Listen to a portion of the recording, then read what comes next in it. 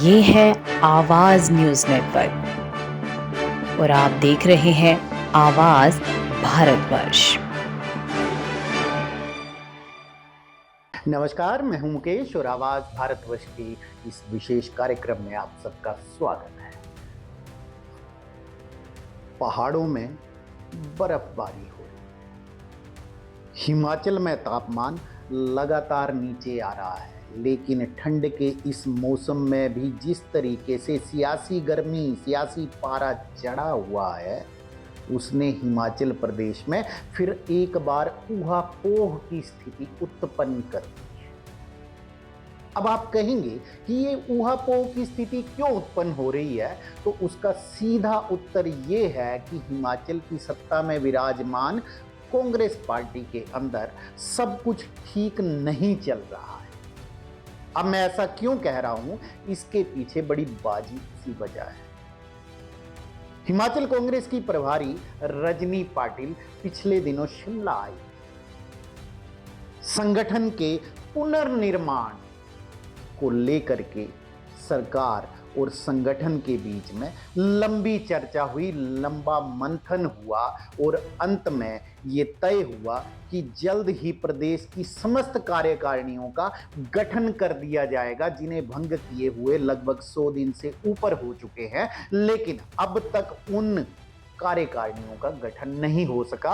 अब जब रजनी पाटिल ने फिर से हिमाचल प्रदेश की कमान प्रभारी के तौर पर संभाल ली है, तो उनका सबसे पहला इम्तिहान कांग्रेस पार्टी की अंदरूनी लड़ाई को समाप्त करके आगे बढ़ना और संगठन और सरकार के बीच में ऐसा समन्वय स्थापित करना है जिससे पूरे हिमाचल प्रदेश में यह संदेश चले कि सरकार और संगठन के बीच बेहतरीन तालमेल है। लेकिन जिस तरीके से मौजूदा प्रदेश अध्यक्ष प्रतिभा सिंह बार बार ऐसे बयान दे देती हैं या इस तरीके से जाहिर करती हैं कि सरकार और संगठन के बीच भारी भेदभाव, उससे कार्यकर्ता का मनोबल टूटता है। और इसी को लेकर के आवाज भारतवर्ष के आंतरिक सूत्र ये अब बता रहे हैं। उन्होंने आवाज भारतवर्ष को साफ तौर पर ये बताया कि प्रतिभा सिंह को रजनी पाटिल ने साफ तौर पर नसीहत दे दी है कि मीडिया के आगे कुछ भी इस तरीके का बयान ना दें। वहीं सरकार के मंत्रियों को भी खास तौर पर यह सलाह दे दी गई है कि कोई भी ऐसी प्रतिक्रिया ना दें जिससे ये लगे कि सरकार के अंदर गुटबाजी है। अब ये नसीहत किन मंत्रियों को दी गई है और इसमें टॉप में शीर्ष पर कौन सा नाम आता है, ये आप भली भांति समझ सकते हैं।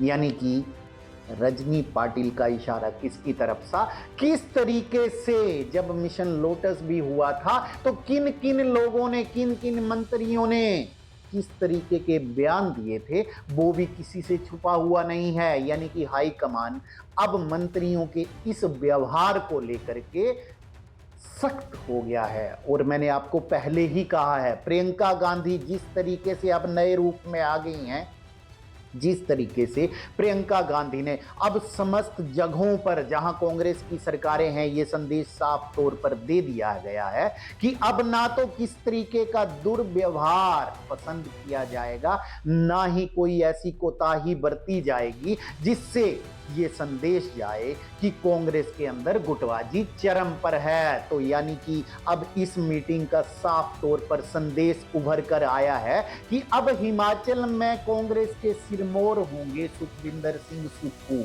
जी हां, सुखविंदर सिंह सुक्खू ही अब हिमाचल प्रदेश की कांग्रेस का भविष्य है।